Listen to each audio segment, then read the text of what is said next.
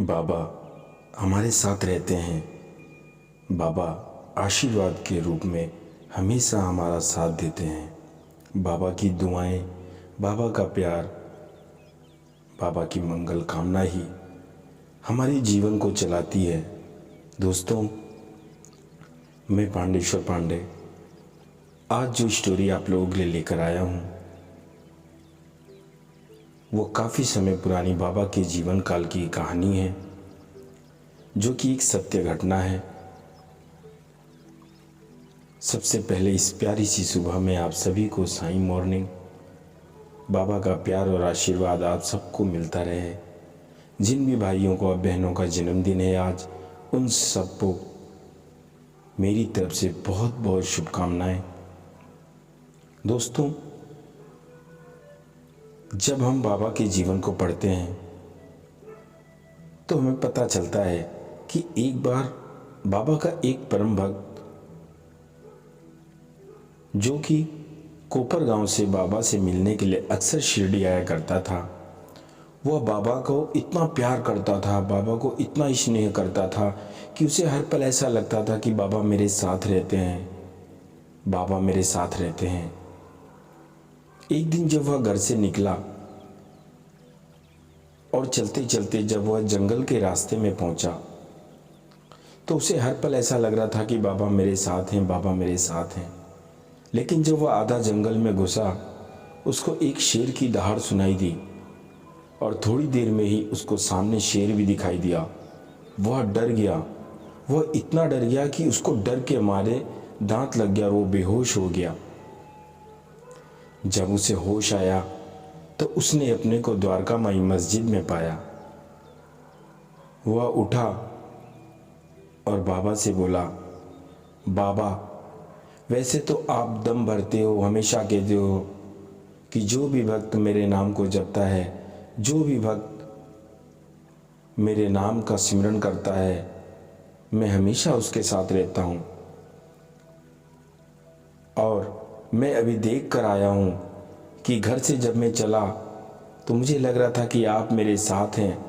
घर से उस जंगल तक जहाँ पर शेर मिला, वहाँ तक 2 पैरों के निशान थे, लेकिन जब शेर आया और वहाँ से मस्जिद तक केवल 1 पैरों के निशान हैं और मैं तो जिंदा हूँ।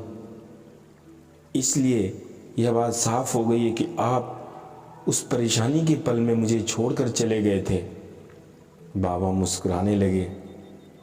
बाबा ने उसके सिर पर हाथ फेरा और कहा कि कौन कहता है कि मैं परेशानी के वक्त अपने भक्तों को छोड़ देता हूँ। हाँ, मैं हर पल तुम्हारे साथ रहता हूँ। ये भी सही है कि तुम्हारे घर से जंगल तक 2 पैरों के निशान तुम्हें दिखाई दे रहे हैं, क्योंकि मैं अदृश्य होकर भी तुम्हारे साथ चल रहा था। लेकिन तुम क्या सोचते हो कि जब शेर सामने आया तो मैं चला गया और तुम यहाँ पर चल कर आए, तुम्हारे पैरों के निशान हैं वो? नहीं, जब शेर आया तो तुम बेहोश हो गए और मैं तुम्हें वहाँ से लेकर आया। वो जो पैरों के निशान तुम्हें दिखाई दे रहे हैं वो तुम्हारे पैरों के नहीं, मेरे पैरों के निशान हैं। और तुम चलकर नहीं आए, मैं तुम्हें अपने कंधे पर उठा कर लाया। बाबा की ये सारी बातें सुनकर उस बच्चे के आंखों में आंसू आ गए। उसने बोला, बाबा मुझे क्षमा कर दो, मुझे माफ़ कर दो बाबा, मैं आपको इतना प्यार करता हूँ, लेकिन फिर भी मैंने आपको ऐसे क्यों बोला, मुझे माफ़ कर दो बाबा। बाबा ने उसे अपनी गोद में बिठा लिया। बाबा ने कहा कि जो भी भक्त अनन्य भाव से मेरे नाम का सुमिरन करता है, मैं हमेशा उसके पास ही रहता हूँ।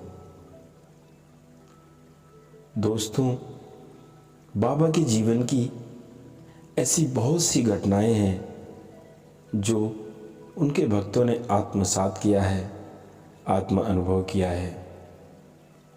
बाबा हिंदू, मुसलमान, सिख, ईसाई इन धर्म जातियों से उठकर एक महान संत थे, जिन्होंने जीवन भर अपना एक ही उद्देश्य रखा कि सबका मालिक एक।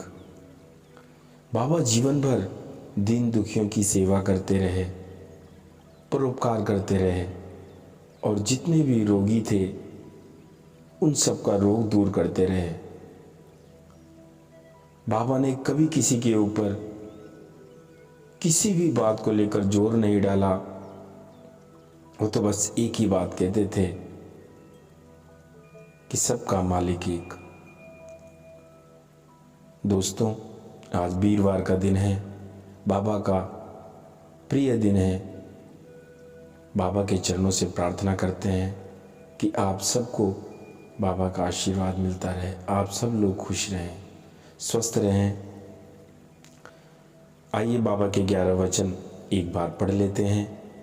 जो शिरडी में आएगा आपद दूर भगाएगा, चढ़े समाधि की सीढ़ी पर पैर तले दुख की कीड़ी कर, त्याग शरीर चला जाऊंगा भक्त हेतु दौड़ा आऊंगा, मन में रखना दृढ़ विश्वास करे समाधि पूरी आस, मुझे सदा जीवित ही जानो अनुभव करो सत्य पहचानो, मेरी शरण आ खाली जाए हो तो कोई मुझे बताए, आओ सहायता लो भरपूर जो मांगा वो नहीं है दूर, मुझ में लीन वचन मन काया उसका ऋण न कभी चुकाया, जैसा भाव रहा जिस जन का वैसा रूप हुआ मेरे मन का, भार तुम्हारा मुझ पर होगा वचन न मेरा झूठा होगा, धन्य धन्य वह भक्त अनन्य मेरी शरण तज जिसे न अन्य।